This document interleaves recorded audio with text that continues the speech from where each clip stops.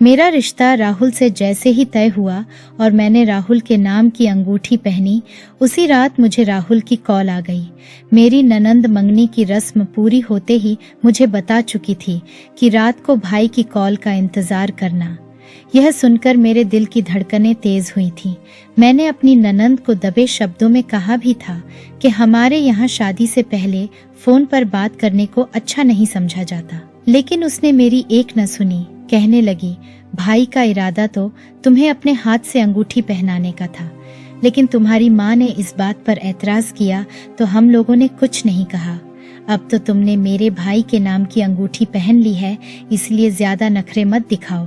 मेरी ननंद मेरी हम उम्र थी, वह जल्द ही मेरे साथ घुल मिल गई। रात को जब मैं कमरे में सोने के लिए लेटी तो मेरे मोबाइल पर एक अननोन नंबर से कॉल आने लगी।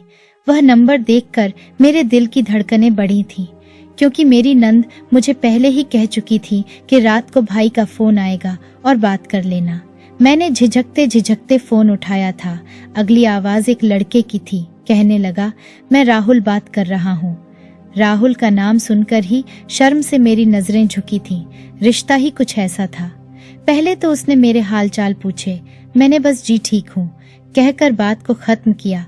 राहुल ने फौरन से शर्म के पर्दे हटाने शुरू किए थे। कहने लगा, तुम्हारी तस्वीरें देख रहा था जो मोबाइल पर रिया ने खींची थी। रिया मेरी ननंद का नाम था। मंगनी की रस्म पर वह मेरी ढेरों तस्वीर अपने मोबाइल पर खींच कर लेकर गई थी। यह सुनकर भी मैं यह नहीं समझ पा रही थी कि मुझे जवाब क्या देना चाहिए। हमारे यहाँ तो कजनों के साथ भी खुलकर बात नहीं करते थे। लड़की जवानी की चौखट पर कदम रखती तो हमारी माँ और चाचियाँ, मामियाँ सभी अपनी बेटियों को समझाने लगती कि अब तुम बड़ी हो गई हो, अब सभी लड़कों से फासला रखा करो। ऐसा सब कुछ अब सही नहीं लगता कि तुम अब लड़कों के साथ बाहर रहो या उनके साथ हंसी मजाक में हद से गुजर जाओ। हमारे घर के बड़े बुजुर्ग भी हमारे सभी कजनों को ऐसे ही बातें समझाते थे। इसलिए जैसे जैसे हमारी उम्र बढ़ती जाती, हम खुद ब खुद लड़कों के साथ दूरी बना लेते। और रिश्तों में जब तक पवित्रता बाकी रहती है, रिश्ते बहुत खूबसूरत लगते हैं। मैं तो ऐसे ही माहौल में परवरिश पाकर बड़ी हुई थी, लेकिन राहुल इससे बिल्कुल उलट था। जो बातें उसने मुझसे कही मेरे कान तक लाल हो चुके थे। कहने लगा, तुम्हारी एक एक तस्वीर को मैंने चूम चूम कर सीने से लगाया है। यह सुनकर तो मैं पूरी तरह से सटपटाई थी। भला यह भी कोई बात बताने वाली थी। फिर कहने लगा, क्या हो जाता अगर तुम्हारी माँ मुझे यह मौका दे देती कि मंगनी की अंगूठी मैं तुम्हें पहनाता। कसम से अगर अनुमति मिल जाती तो अंगूठी पहनाते हुए तुम्हारे खूबसूरत हाथ भी चूम लेता। उसकी बात सुनकर मेरे चेहरे पर पसीना आने लगा था, हाथों में तरी उतरने लगी थी। ऐसी बातें तो मैंने कभी सोची भी नहीं थी। मैंने कहा, बात सुनिए, मैं उसे कहना चाहती थी कि वह मुझसे इस तरह की बातें ना करे। मेरे यूं कहने पर वह कहने लगा, कहो न जाने मन, तुम्हारी बातें सुनने के लिए ही तो तुम्हें कॉल की है। मेरा दिल तो यूं था कि जैसे पसलियां तोड़कर बाहर आ जाएगा। 2 मिनट की बात पर उसने सारे शर्म के पर्दे हटाने शुरू कर दिए थे। मैंने फौरन फोन बंद कर दिया। दिसंबर के ठंडे मौसम में भी मैं 2 मिनट में पसीने से भीग चुकी थी। दोबारा फोन की बेल ने मुझे दोबारा से चौंकाया था। मैंने फोन नहीं उठाया, बल्कि एक टेक्स्ट मैसेज किया कि मुझे नींद आ रही है, मैं आपसे फिर कभी बात करूंगी। अभी मैसेज किए हुए मुझे 1 मिनट ही हुआ था। फौरन से रिप्लाई आया। राहुल का मैसेज आया कि मेरी नींदें उड़ाकर तुम कैसे सो सकती हो, आज तो रात भर मैं तुम्हें नहीं सोने दूंगा। उसकी बातें ऐसी थीं कि मैं समझ नहीं पा रही थी कि मुझे क्या करना चाहिए। अभी तक मेरे घर वाले इस बात को जानते तक नहीं थे कि मैंने राहुल से बात की है। मैंने फोन ऑफ कर दिया। मैं नहीं जानती थी कि मंगनी के बाद मंगेतर ऐसी बातें करते हैं। मैंने तो सोचा था कि बस हाल चाल ही पूछेगा, लेकिन राहुल ने तो पहली ही कॉल में मेरे होश उड़ाकर रख दिए थे।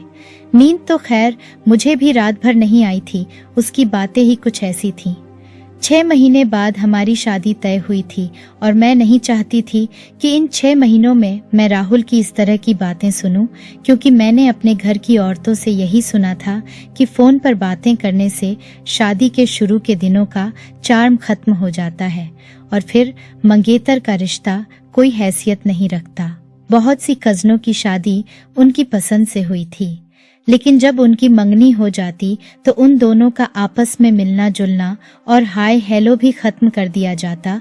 यहाँ तक कि अगर कोई लड़का अपनी मंगेतर के घर जाता तो वह अपने कमरे में चली जाती, उसके सामने बिल्कुल नहीं आती थी। मैं यहाँ पर बैठी यह सोच रही थी कि राहुल को मैं नहीं जानती हूँ, वह मेरे लिए बिल्कुल अनजान है, इसके बावजूद उसकी बातें ऐसी हैं। मैं सही नहीं समझती कि मुझे उससे बात करनी चाहिए। अगली रात उसका फिर से फोन आ गया। मैं सोच चुकी थी कि इस बार मैं उसे साफ कह दूंगी कि हमारे यहाँ यह सब अच्छा नहीं समझा जाता, लेकिन वह मेरी बात सुनता ही कब था। मेरी इस बात को भी उसने यूं नजरअंदाज किया कि जैसे इस बात की उसके नजदीक कोई अहमियत ही नहीं थी। वह तो अपनी बेताबियां बेचैनियां मुझे बताता तो मुझे तो अपने कानों से धुआं निकलते हुए महसूस होने लगता।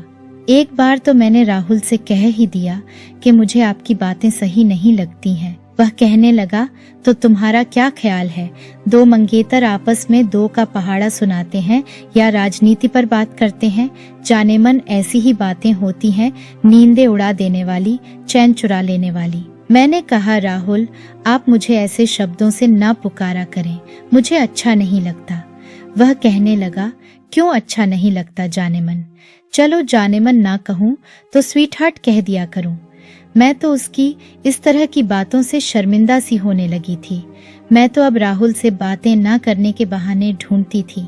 मैंने कह दिया कि मेरी माँ ने मुझे आपसे बात करते देख लिया है, सख्ती से डांटती है कि मैं आपसे बात ना किया करूं क्योंकि हमारे यहाँ ये सब बुरा समझा जाता है।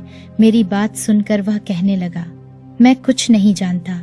अगर तुमने मुझसे बात नहीं की तो मैं तुम्हारी माँ से साफ कह दूंगा कि मेरी तुमसे बात करवाइए, वरना मैं खुद उससे मिलने आ जाऊंगा। उसकी इस तरह की बातें मुझे परेशान करने लगी थी। लेकिन जैसे जैसे वक्त गुजरने लगा, राहुल की डिमांड बढ़ने लगी। कभी कहता कि मुझसे वीडियो कॉल पर बात करो, कभी कहता कि घर में कोई बहाना बनाकर मुझसे किसी रेस्टोरेंट में मिलने आ जाओ। एक बार तो राहुल की बात ने मुझे पूरी तरह से हैरान करके रख दिया। कहने लगा, तुम्हारे लिए मैंने खूबसूरत सी नाइटी खरीदी है वेडिंग नाइट के लिए, तुम उसे पहनकर बड़ी आफत लगोगी। उसकी इस बात ने मेरे कान तक लाल कर दिए थे। मैंने कहा, हर चीज की एक हद होती है राहुल, आप में जरा भी शर्म नहीं है। मैं आपकी पत्नी नहीं हूँ, मंगेतर हूँ। मुझे आपकी इस तरह की बेकार तारीफ अच्छी नहीं लगती। पहले तो आपको मुझसे बात ही नहीं करनी चाहिए क्योंकि मंगेतर का रिश्ता कोई हैसियत नहीं रखता, और फिर इस तरह की वाहियात बातें करते हुए आपको शर्म आनी चाहिए। ये कहते हुए मेरी आवाज तेज हो गई थी। राहुल भी गुस्से से कहने लगा, ये किस तरह बात कर रही हो तुम मुझसे? ऐसी भी कौन सी बेशर्मी कर दी है मैंने तुम्हारे साथ? मैंने फोन को गुस्से से बंद कर दिया। मैंने अब यह किया कि फोन उठाना ही छोड़ दिया। 15 दिन हो गए थे, मैंने राहुल की एक कॉल भी रिसीव नहीं की थी। ठीक 15 दिन के बाद मेरी सास आ गई। कहने लगी, हमें शादी की जल्दी है। मेरी माँ कहने लगी कि मंगनी पर 6 महीने की बात तय हुई थी, हमारी तो तैयारी भी पूरी नहीं हुई। वह कहने लगी कि बस कुछ परेशानियां ऐसी पैदा हो गई हैं कि हमें शादी 1 महीने के अंदर अंदर करनी है। यह सुनकर मेरी माँ परेशान थी। बाबा भी कहने लगे कि आखिर ऐसी भी क्या परेशानी हो गई है, लेकिन वह यह बात बता नहीं रही थी। कहने लगी कि कुछ घरेलू परेशानियां हैं, बस आप जल्द से जल्द शादी कर दीजिए। मेरे बाबा ने जब चाचा और ताऊ जी से मशवरा किया तो उन्होंने कहा कि शादी तो तुम्हें करनी ही है। अगर वह लोग खुद से इतनी चाहत दिखा रहे हैं और उनकी कुछ परेशानियां भी हैं तो कर दो शादी। मेरे बाबा ने इस बात पर हामी भर ली थी। इसके बाद राहुल की कोई कॉल नहीं आई थी। 1 महीने का वक्त भी बड़ी तेजी से गुजरा था। मेरी शादी का दिन भी आ पहुंचा था। लेकिन शादी के बाद जब मुझे राहुल के साथ बैठाया गया तो राहुल का मूड बहुत ऑफ था। मैं यह समझ नहीं पा रही थी कि आखिर उसे हुआ क्या है। जैसे ही विदा होकर मैं अपने ससुराल पहुंची, मुझे राहुल के कमरे में बैठाया गया। मेरे दिल की धड़कनें बहुत तेज थीं। जिस तरह की बातें राहुल फोन पर करता था, जाहिर है आज भी उसकी बेताबियां आसमान पर होनी चाहिए थी। जैसे ही वह कमरे में आया, कमरे का दरवाजा बंद करके लॉक किया। मुझे ऐसा लगा जैसे मेरा दिल किसी ने मुट्ठी में दबोचा हो। लेकिन वह मेरे पास आया ही नहीं। उसने मेरी तरफ नजर भी नहीं उठाई थी। आज की सारी तैयारी मैंने उसी के लिए तो की थी। वह सीधा अलमारी के पास गया, अपने कपड़े निकालकर वॉशरूम में चला गया। जब वापस आया तो नाइट ड्रेस में था। उसके बाद मुझे देखे बिना वह बालकोनी में चला गया। उसके बाद वह कमरे में नहीं आया। लगातार 2 घंटे में उसका इंतजार करती रही, लेकिन मैं थक चुकी थी, इसलिए मैं उठकर बालकोनी में चली गई। वह वहां बैठा सिगरेट पी रहा था। चेहरे पर बड़े गुस्से वाले भाव थे। मैंने कहा, राहुल, आप यहाँ क्या कर रहे हैं? उसने मेरी तरफ नहीं देखा था। कहने लगा, तुम्हें इस बात से क्या मतलब है? बड़ा रूखा सा लहजा था। मैंने कहा, मैं बैठे बैठे थक चुकी हूँ। मेरी बात सुनकर कहने लगा, तो मैंने तुम्हें कब कहा कि बैठी रहो?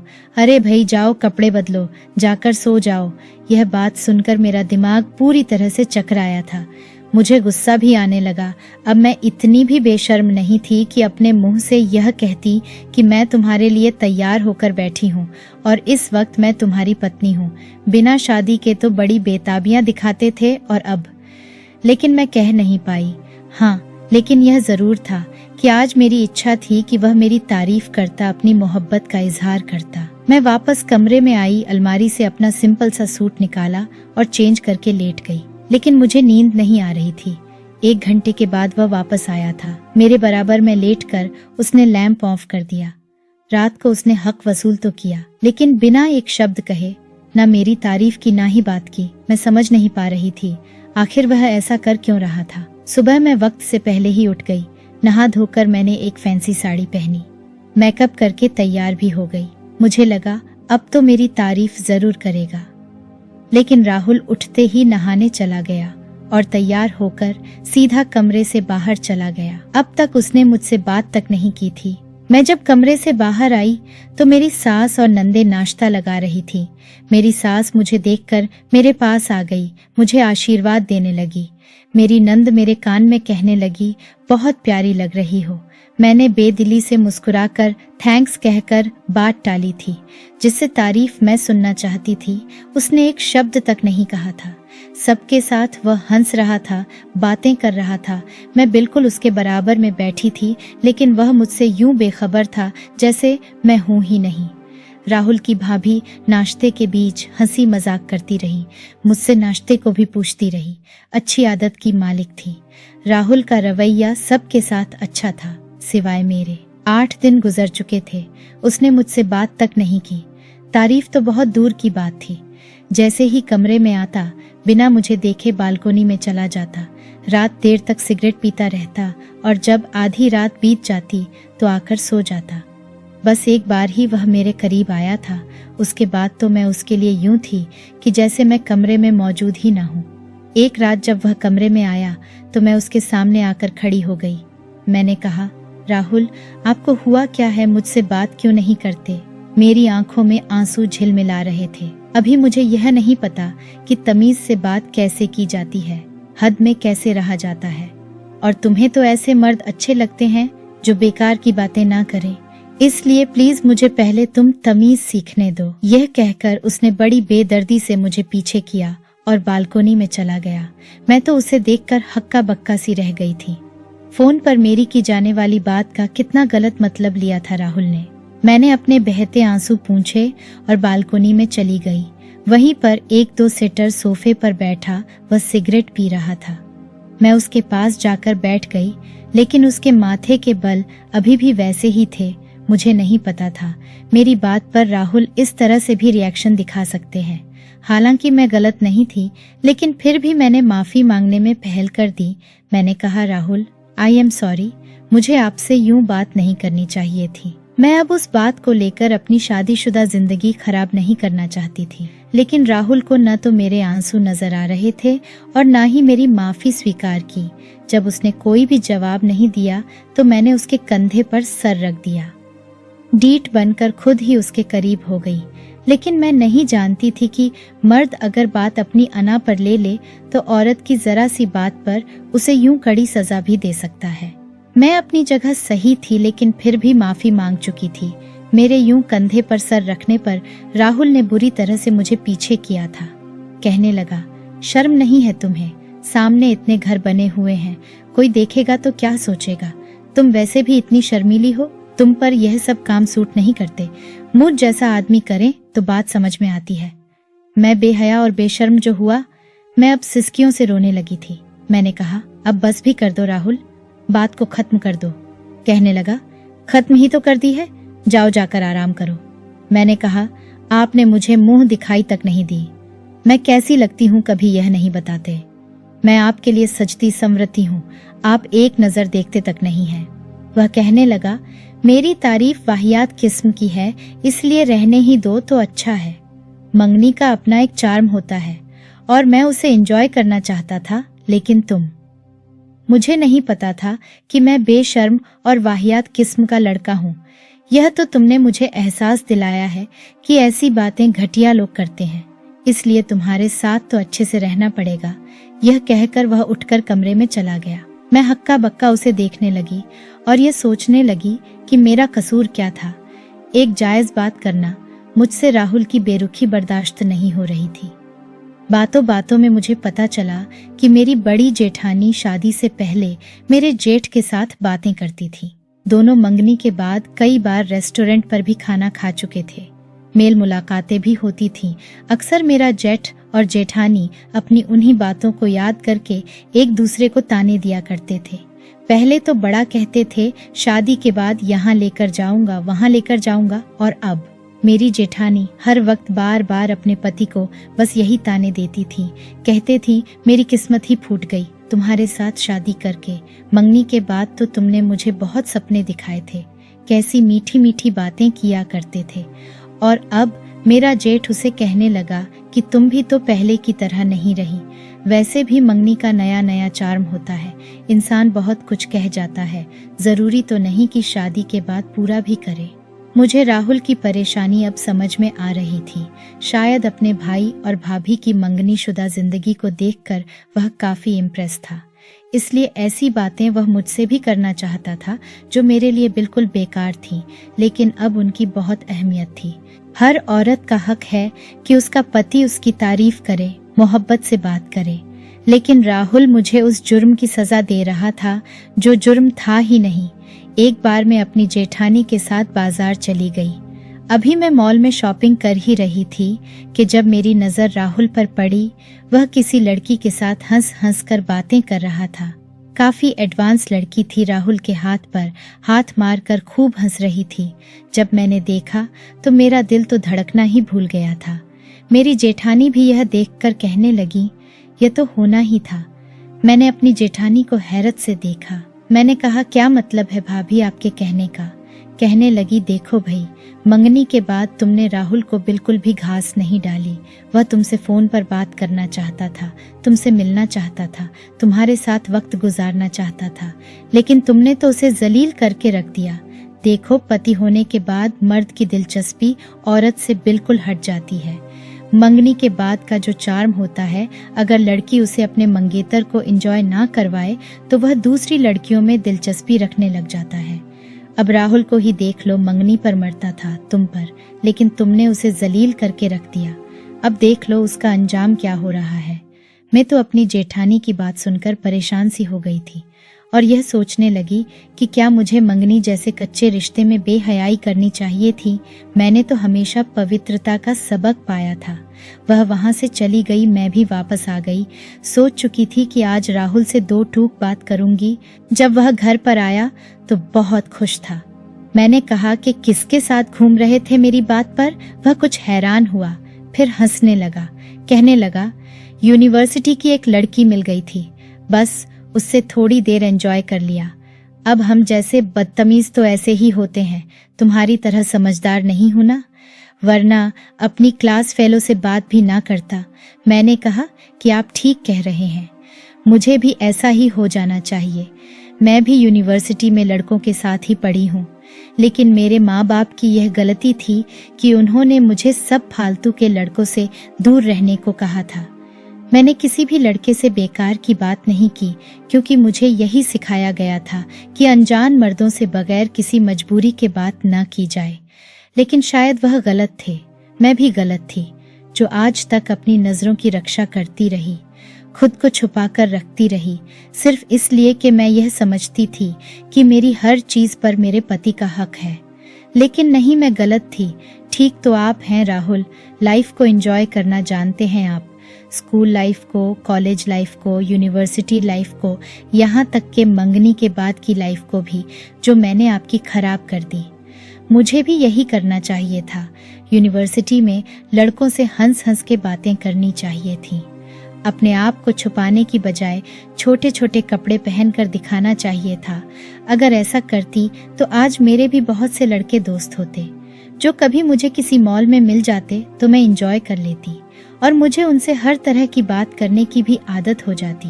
तो शायद मैं मंगनी के बाद आपकी हर बात का हंसकर जवाब देती। काश कि मैंने अपने माँ बाप को नहीं, समाज को देखा होता, समाज को अहमियत दी होती, बिल्कुल आपकी तरह। यह कहकर मैं अपनी जगह पर जाकर लेट गई और अपनी साइड का लैंप ऑफ कर दिया। लेकिन राहुल की साइड का लैंप जल रहा था। वह पेड़ के ग्राउंड से टेक लगाए ना जाने क्या सोच रहा था। लेकिन मुझे नींद आने लगी थी। कुछ ही देर में मैं सो चुकी थी। अगले दिन राहुल के कुछ यूनिवर्सिटी के दोस्त घर में मिलने के लिए आ गए। मैंने जब यह देखा तो एक अच्छी सी फैंसी सी साड़ी निकाली और पहनी और खूब मेकअप किया। अपने लंबे घने बाल भी खुले छोड़ दिए। साड़ी का पल्लू भी मैंने सर पर नहीं रखा था। खुद को छुपाने की बिल्कुल भी कोशिश नहीं की थी। बड़ी अदा के साथ मैं ड्राइंग रूम में गई। हेलो एवरीवन, यह कहकर मैंने राहुल समेत उसके सभी क्लास फेलोज को अपनी तरफ आकर्षित किया था। अपनी खूबसूरती को मैं अच्छी तरह जानती थी।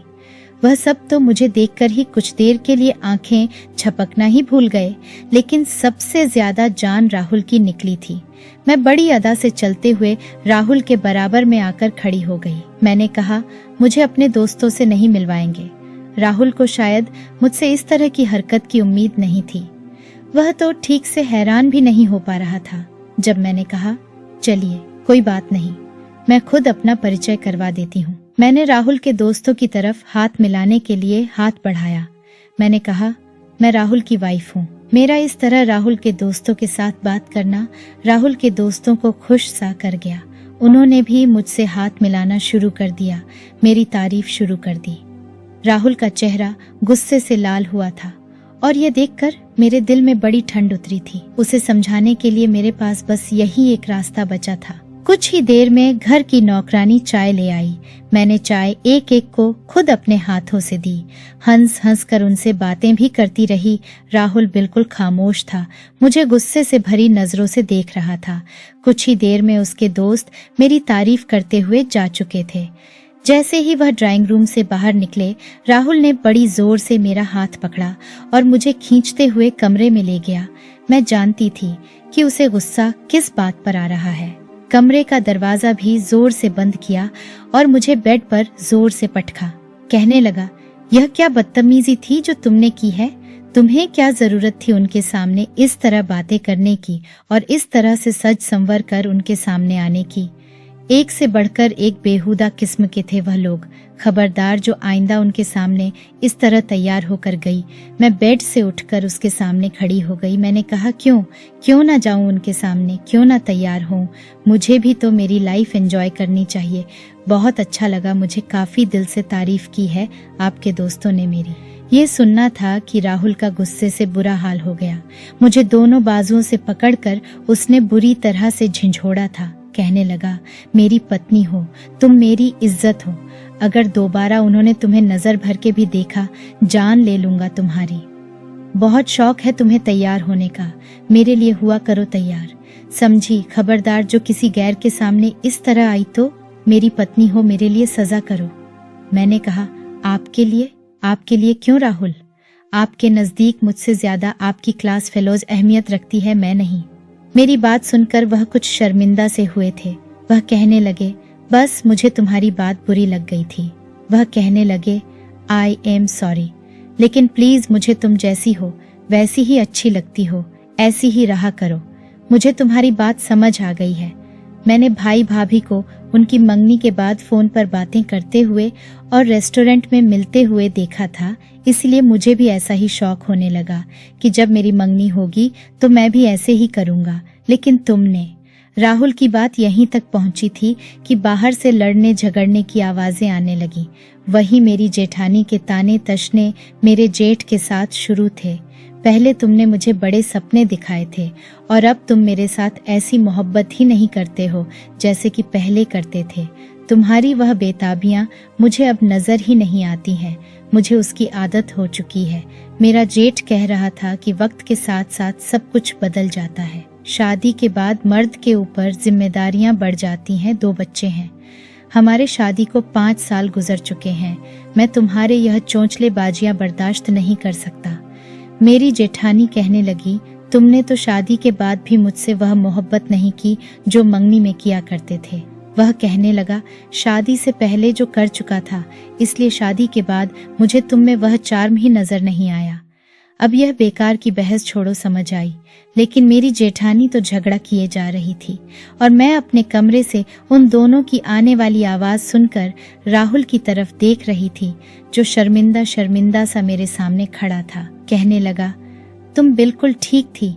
कुछ चीजें अपने वक्त पर ही अच्छी लगती हैं। अगर हम भी शादी से पहले एक दूसरे को हद से ज्यादा जान जाते या हद से ज्यादा करीब होते तो शायद अब हमारे पास करने के लिए कुछ भी नहीं होता। ऊपर वाले ने वाकई पवित्रता में ही कशिश रखी है। मुझे अपनी बाहों में लेते हुए राहुल ने मेरी तारीफ शुरू की थी कि मैं बहुत खुश नसीब हूँ कि मुझे इतनी अच्छी पत्नी मिली है, किसी कमल के फूल की तरह पवित्र, जो हमारे इस बेहया समाज में भी अपने आप को पवित्रता से छुपा के रखती रही थी। और मैं इस बात पर संतुष्ट थी कि देर आया दुरुस्त आया।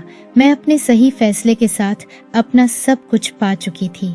अगर आपको हमारी ये कहानी पसंद आई है तो वीडियो को लाइक और चैनल को सब्सक्राइब करना मत भूलिएगा और कमेंट करके इस कहानी के बारे में अपनी कीमती राय जरूर दीजिएगा।